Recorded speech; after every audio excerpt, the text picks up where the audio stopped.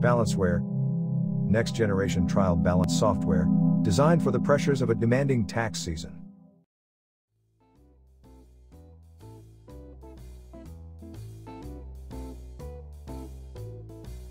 Welcome to the third in a series of 7 statement writer videos.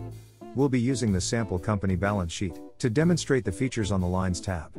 This tab is used to maintain rich text, amounts, and optionally percentages. Let's load the balance sheet. In general, a statement can have unlimited rows, and up to 6 columns.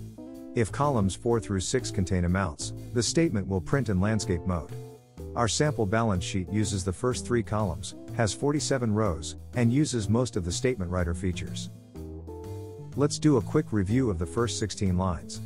Line 3 is a centered, all caps, bold, text type line.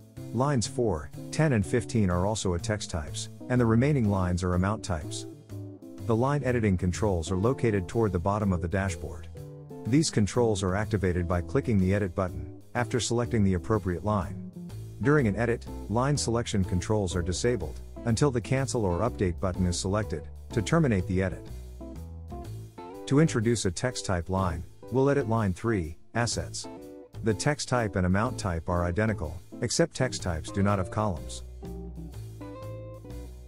We've centered the text using the Mini, Rich Text toolbar. Next, we'll look at line 4, which is also a text type, and underlined.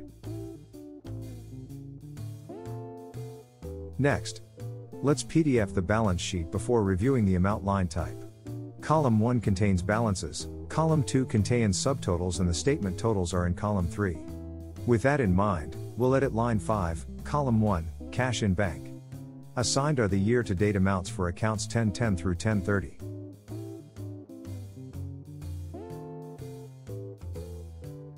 Changing one of our line filters will reveal the accumulator lines, used for totals and subtotals. There are 24 accumulators, 4 for each column. Arbitrarily, we have assigned accumulator 3 for totals, and accumulator 2 for subtotals. Lines 1 and 2 start accumulating amounts in column 1. We'll edit this accumulator line and explore starting, stopping and clearing accumulators. The accumulator status map is on the left side of this form. The selected accumulator is indicated on the right, along with the accumulator balance and the key to the status lights. Accumulators are managed by clicking on the status light and then, start, stop, or clear, as appropriate.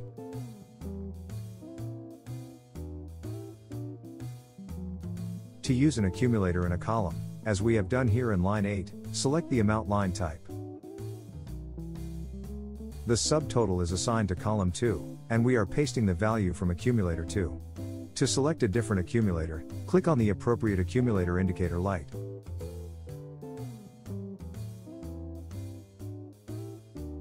We used accumulator 2 to subtotal current assets. To reuse it for fixed assets and other assets, it is cleared on lines 9 and 14, and reused on lines 13 and 19. On line 20, the value from accumulator 3 was used for column 3, total assets. On lines 22 and 23, the accumulators are cleared so the process can begin again, with the liabilities and equity sections.